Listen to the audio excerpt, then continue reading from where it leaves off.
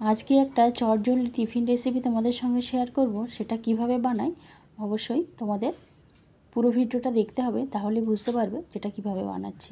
একদম চটজলদি tiffin recipe, খুব সহজেই কিন্তু বানিয়ে নেওয়া যেতে পারে। আর কোনো আটা মাখা বা বেলার ঝামেলা ছাড়াই কিন্তু আজকের এই ডিম পরোটা রেসিপি তোমাদেরকে খুবই সহজে আমি বানিয়ে দেখাবো। আশা করি ভালো লাগবে। চলো দেখতে থাকো। Welcome back to my channel. আমার চ্যানেলে তোমাদের সবাইকে আবারও একবার স্বাগত জানিয়ে একটা দারুণ স্বাদের রেসিপি নিয়ে চলে এসেছি। আসসালামু আলাইকুম বন্ধুরা, কেমন আছো? আশা করি তোমরা সবাই ভালো আছো, আর আমিও আল্লাহর ইচ্ছায় ভালো আছি। চলে এসেছি তোমাদের সামনে আবারও একটা নতুন স্বাদের রেসিপি নিয়ে। দেখতেই পাচ্ছ আজকে কী রেসিপি নিয়ে চলে এসেছি। আজকে নিয়ে এসেছি ডিম আর পরোটা রেসিপি। ডিম দিয়ে পরোটা। এই পরোটা খেতে কিন্তু আলাদা করে কোনো তরকারি কিছুই কিন্তু লাগবে না।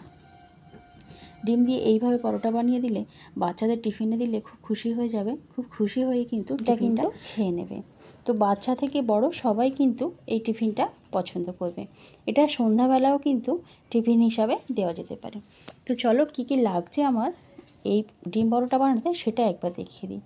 খুব বেশি কিন্তু কোনো উপকরণ লাগে না, একদম ঘরোয়াভাবে ঘরে আমি যে উপকরণগুলো ব্যবহার করেছি প্রত্যেকের ঘরে সাধারণত এগুলো থাকে। তো আমি একটা ডিম দিয়ে খুব কম পরিমাণে তোমাদেরকে করে দেখাবো, আর তোমরা চাইলে পরিমাণটা একটু বাড়িয়ে কমে নিতে পারো। তো চলো দেখতে থাকো যে একটা ডিম দিয়ে আমি কিভাবে আজকে পরোটা বানিয়ে তোমাদেরকে দেখাচ্ছি, তবে খুব কম পরিমাণে কিন্তু আমি করে দেখাচ্ছি। তো দেখতে পাচ্ছ এখানে আমি একটা ডিম নিয়েছি, আর ডিমের সঙ্গে লবণ আর হলুদ আমি অল্প অল্প করে দিয়ে দিচ্ছি। দিয়ে একটা কাঁটা চামচ দিয়ে খুব ভালো করে মিশ্রণটা মিশিয়ে নেব। খুব ভালো করে কিন্তু ডিমের সঙ্গে মিশিয়ে নিতে হবে, যাতে লবণটা খুব ভালো করে মিশে যায়, লবণ আর হলুদটা। আর এদিকেও কিন্তু আমি একটা ছোট কাপের 1 কাপ ময়দা নিয়েছি। এখানে তোমরা আটা দিয়েও কিন্তু আজকের পরোটাটা বানাতে পারো। তো আমি আজকে 1 কাপ ময়দা দিয়ে তোমাদেরকে বানিয়ে দেখাবো। ওদিকে ডিমটা ফাটিয়ে রেখে দিলাম, আর যে সবজিগুলো দেবো আমি সেগুলো কিন্তু কেটে রেখেছি। আর এদিকে ময়দাটা খুব ভালো করে একটা স্মুথ ডো বানিয়ে নিয়েছি আমি। তো দেখতেই পাচ্ছ খুব ভালো করে ব্যাটারটা বানানো হয়ে গেছে। আর ব্যাটারটা কতটা ঘনত্ব হয়েছে সেটাও কিন্তু আমি দেখিয়ে দিলাম চামচ দিয়ে তুলে। তো এইদিকে ডিমটা যেটা ফাটিয়ে রেখেছিলাম সেই ফাটানো ডিমের মধ্যে টমেটো, পেঁয়াজ, শসা, কাঁচা লঙ্কা সবই কিন্তু আমি দিয়ে দিলাম। দিয়ে খুব ভালো করে মিশ্রণটা মিশিয়ে রাখবো। আর ওদিকে ময়দাটা কিন্তু 3 মিনিটের জন্য রেস্টও পেয়ে যাবে। আর এদিকে সব কিছু ততক্ষণ আমি মিশিয়ে নেব। তারপর আমি একটা প্যান বসিয়ে দিয়েছি।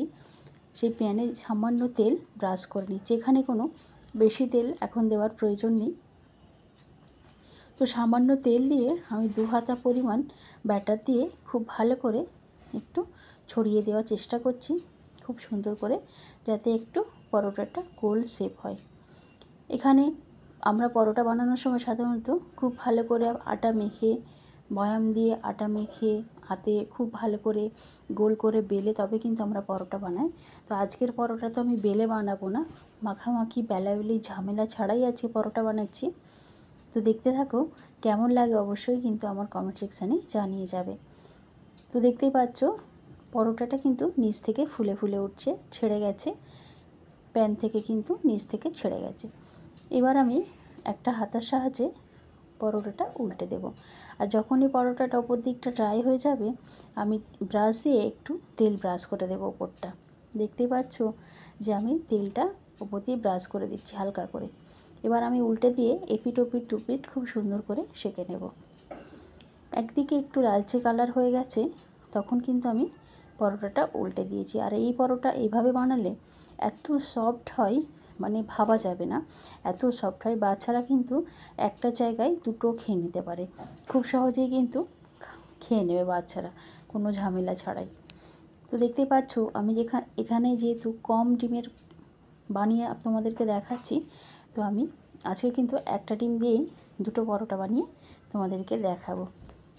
তো ডিমের ব্যাটারটা আমি দিয়ে দিয়েছি, পরোটাটা এপিট ওপিট দুপিট হালকা করে একটা সাইড যখন হয়ে এসেছে অপর দিকে কিন্তু আমি যে পরোটাটা সেঁকে রেখেছিলাম সেই পরোটাটা ওপর থেকে হালকা করে বসিয়ে দিলাম। দিয়ে খুব ভালো করে হালকা হাতে কিন্তু এটাকে উল্টে নিতে হবে। আর দেখতেই পাচ্ছ ডিম দিয়ে পরোটাটা কিন্তু আমার রেডি হয়ে গেছে। একটা পরোটা কিন্তু কমপ্লিট হয়ে গেছে। কত সহজেই হয়ে গেল, তাই না?